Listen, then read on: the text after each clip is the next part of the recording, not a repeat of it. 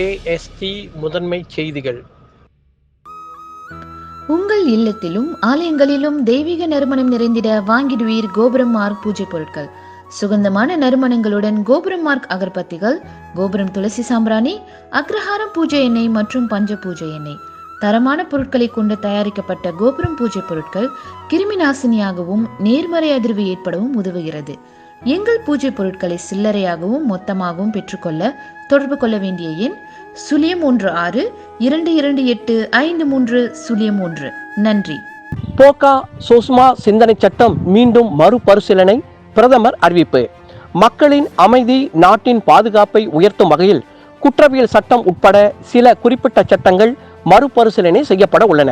குறிப்பாக 1959 குற்ற செயல் தடுப்பு சட்டமான போகா, 2012 பாதுகாப்பு குற்ற சட்டமான சுஸ்மா, 2015 வன்முறை தடுப்பு சட்டமான போடா மற்றும் 1957 குற்றவியல் சட்டம் மீண்டும் மறுபரிசீலனை செய்யப்படும் என்று பிரதமர் டத்தோஸ்ரீ இஸ்மாயில் ஜபர் யாக்கூப் அறிவித்து உள்ளார்.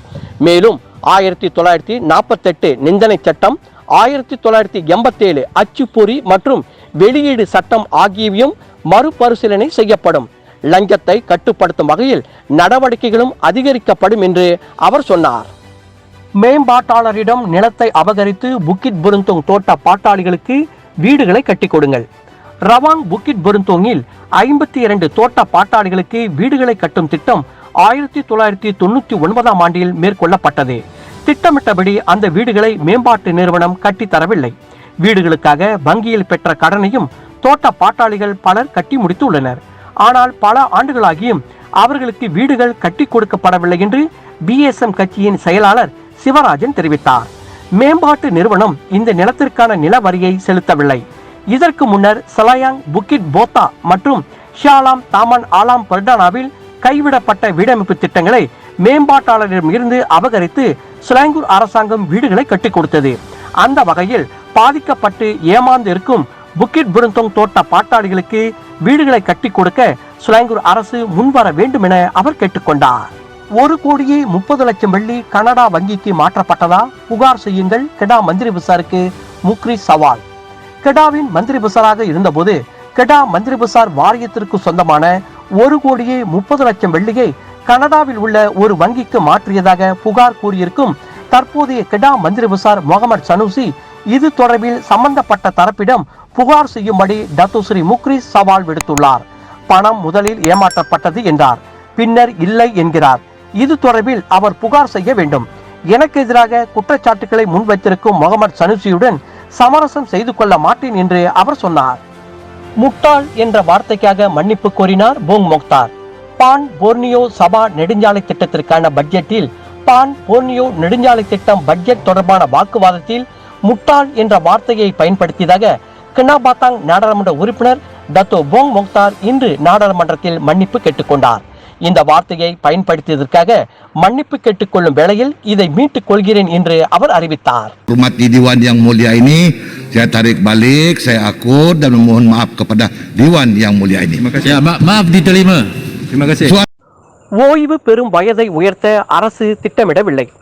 பொது சேவை ஊழியர்கள் 60 வயதில் ஓய்வு பெறுகிறார்கள்.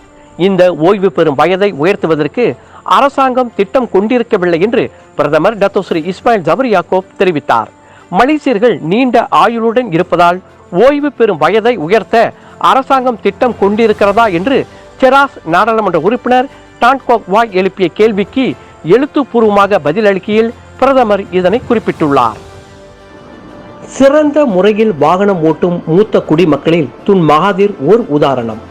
சிறந்த முறையில் வாகனம் ஓட்டும் மூத்த குடிமக்களில் 95 வயதான துன் டாக்டர் மகாதீர் முன் உதாரணம் என்று பக்கத்தான் ஹராப்பான் லேடாங் நாடாளுமன்ற உறுப்பினர் சைட் இப்ராஹிம் சைட் நூர் இன்று நாடாளுமன்றத்தில் தெரிவித்தார். ஆகவே 70 வயதுக்கு மேற்பட்ட மூத்த குடிமக்களின் வாகனம் ஓட்டும் லைசன்ஸ் கட்டுப்படுத்த தேவையில்லை என்று அவர் தெரிவித்தார். இந்த வயதிலும் துன் டாக்டர் மகாதீர் சிறந்த முறையில் காரை ஓட்டி வருகிறார் என்று அவர் பாராட்டினார். சாலை விதிமுறையை மீறி சென்ற துணை அமைச்சரின் கார் போலீசார் விசாரணை. துணை அமைச்சருக்கு சொந்தமான கார் சாலை விதிமுறைகளை மீறி சென்ற காட்சிகள் சமூக வலைதளங்களில் பரவலாகி உள்ளது. கருப்பு நிற டொயோட்டா அல்பாட் கார் மற்ற கார்களை முந்திக்கொண்டு வெள்ளை நிற இரட்டை கோட்டில் சென்ற சம்பவம் தொடர்பில் போலீஸ் புகார் செய்யப்பட்டுள்ளது என்று கிளாந்தான் மாநில சாலை போக்குவரத்து தலைவர் ஜோசோ தெரிவித்தார். சம்பந்தப்பட்ட காரை ஓட்டிச் சென்ற டிரைவர் தற்போது கோலாலம்பூரில் இருக்கிறார். மேலும் இது தொடர்பில் விசாரணை தொடர்கிறது என்றார் அவர். துணை அமைச்சர் விமான நிலையத்துக்கு செல்வதற்கு நேரமாகிவிட்டதால் மற்ற கார்களை முந்திக்கொண்டு இரட்டை கோட்டில் செல்ல நேர்ந்தது என்று டிரைவர் குறிப்பிட்டுள்ளார். கார் தடம் புரண்ட சம்பவத்தில் 3 இந்திய இளைஞர்கள் பரிதாப மரணம். ஜொகுர் பாரு தாமான் டாயாவில் புரோட்டோன் வாஜா கார் தடம் புரண்ட சம்பவத்தில் அகிலன், அரவிந்த் மற்றும் சர்வின் ஆகிய 3 இந்திய இளைஞர்கள் பரிதாபமாக மரணமுற்றனர். இந்த விபத்தில் மிஷன் குமார் மற்றும் விமலன் காயமடைந்தனர் என்பது குறிப்பிடத்தக்கது. கின்னஸ் சாதனை படைத்தார் அமெரிக்காவின் மாற்றுத்திறனாளி. அமெரிக்காவைச் சேர்ந்த 23 வயதான சியோன் கிளாக் என்ற மாற்றுத்திறனாளி 20 மீட்டரை தனது கைகளால் விரைவாக நடந்து கின்னஸ் சாதனை படைத்துள்ளார். 2 கால்களை இழந்தாலும் தன்னம்பிக்கையால் தனது உடலை வளர்த்துள்ளார். உடலின் கீழ்ப்பாகம் இல்லாமல் மேல் பாகங்களை மட்டும் வைத்து இந்த சாதனையை இவர் படைத்துள்ளார். இவரது வீடியோவை இதுவரை யூடியூப்பில் 23,54,000 பேர் பார்த்து பெரிதும் பாராட்டி உள்ளனர் என்பது குறிப்பிடத்தக்கது. பந்தை காலில் வைத்து சாகசம் படைக்கும் போட்டியில் சிலாங்கூரைச் சேர்ந்த தனுஷா ராமச்சந்திரன் வெற்றி. பனாங்கு இந்தியர் கால்பந்து சங்கத்தின் ஏற்பாட்டில் இந்திய பெண்கள் சேலை அணிந்து பந்தை காலில் வைத்து சாகசம் படைக்கும் போட்டியில் 42 பேர் பங்கேற்றனர். இதில் இந்தியாவைச் சேர்ந்த 2 வீராங்கனைகளும் அடங்குவர். மிகப்பெரிய அளவில் நடத்தப்பட்ட இந்த போட்டியில் சிலாங்கூர் மாநிலத்தைச் சேர்ந்த தனுஷா ராமச்சந்திரன் வெற்றியாளராக வாகை சூடினார். பனாங்கைச் சேர்ந்த தனிஷா குருநாதன் 2வது இடத்தையும் தாரணி ராஜு 3வது இடத்தையும் பிடித்தனர். ரூபினி சேகர், அருணவி, வினேஷா, ஜெயஸ்ரீ, பால்வின் ஆகியோர் ஆறுதல் பரிசுகளை வென்றதாக பனாங்கு இந்தியர் கால்பந்து சங்கத்தின் தலைவர் ஸ்ரீசங்கர் தெரிவித்தார்.